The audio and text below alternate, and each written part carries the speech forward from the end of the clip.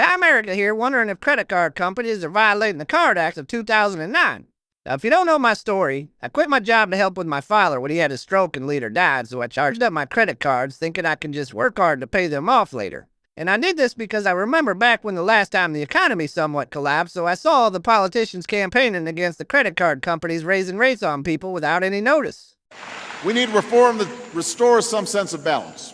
We need a new equilibrium where credit is flowing, where lenders can succeed, where consumers don't find themselves in a bad situation that they didn't anticipate. There has to be strong, reliable protections for consumers, protections that ban unfair rate increases and forbid abusive fees and penalties. The days of any time, any reason, anything goes, rate hikes and late fees, that must end. Credit card companies were doing that to people? That's some bullshit. They're still doing it, dog. Every single credit card I used raised their rates to over 20% after I built up debt, and I had no clue they did that. One account I thought was charging around 8% had actually raised my interest rate to over 27%, even though I had a perfect payment history with everyone I owed. Now they're suing me because I stopped paying after figuring out that I paid close to $40,000 in interest, and the agreement they provided as evidence says I agreed to pay over 30% interest. I'm not the brightest man on the planet, but I'm nowhere near stupid enough to ever agree to that, and it even says right on the document that it was not mailed. The only reason I opened up all these credit cards was because Credit Karma suggested I do so to improve my credit score, which is what I was looking to do because insurance is cheaper for people with good credit. So that's exactly what I did, thinking it was now illegal for the credit card companies to be deceptive about the terms of their agreements. Second, all forms and statements that credit card companies send out have to be in plain language, in plain sight. No more fine print, no more confusing terms, no more hiding the truth. We're going to require clarity and transparency from now on. Third, we have to give people the tools to shop for a credit card that meets their needs without being afraid of being taken advantage of. Yeah, that's the more bullshit. Get him, Obama.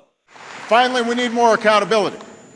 Instead of abuse that goes unpunished, we need to strengthen monitoring and enforcement and penalties for those who engage in deceptive practices that take advantage of families and consumers. And it wasn't just politicians campaigning against these deceptive practices. Others were as well, so PBS made a pretty good documentary about it all. I mean, you could be offered a 5 or 6% interest rate today and perhaps get it. 2 months later, that could be 30%. There's nothing to prevent the issuer from changing those conditions. Even Professor Elizabeth Warren, an expert on contract law, says she has a hard time deciphering her contract. I've read my credit card agreement, and I can't figure out the terms. I teach contract law, and the underlying premise of contract law is the two parties to the contract understand what the terms are. So Elizabeth Warren was a Harvard law professor for over 30 years and then must have decided to transition into politics to take on this issue. They say the contract contains information, even the typeface, that's mandated by law. But the laws, that's the point now. The laws are inadequate. There's not enough there. These guys have figured out the best way to compete is to put a smiley face in your commercials, a low introductory rate, and hire a team of MBAs to lay traps in the fine print. So if all this is illegal now, why the hell are you still doing it? What is the point in advertising rates in big bold letters if they can still change them later on? That seems even more deceptive than keeping it in the fine print.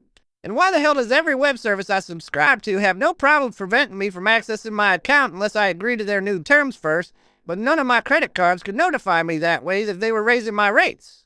When I clicked on the Card Act to read some of it, one of the very first requirements is to provide an advance notice of a rate increase, and I sure as hell didn't get one. And if they did mail out notices when I had my preferences set to paperless, that seems like malicious intent to make more money by screwing people over. I just throw all my mail that seems like junk into a pile and then shred it later without opening it to start fires with when I need to burn things. Stop killing trees to communicate in the information age, you idiots. That's some bullshit. Yeah, that is true. We are a bunch of idiots, which is why I'm making this video. So what do you all think? Are they breaking the law, or is our government just incompetent?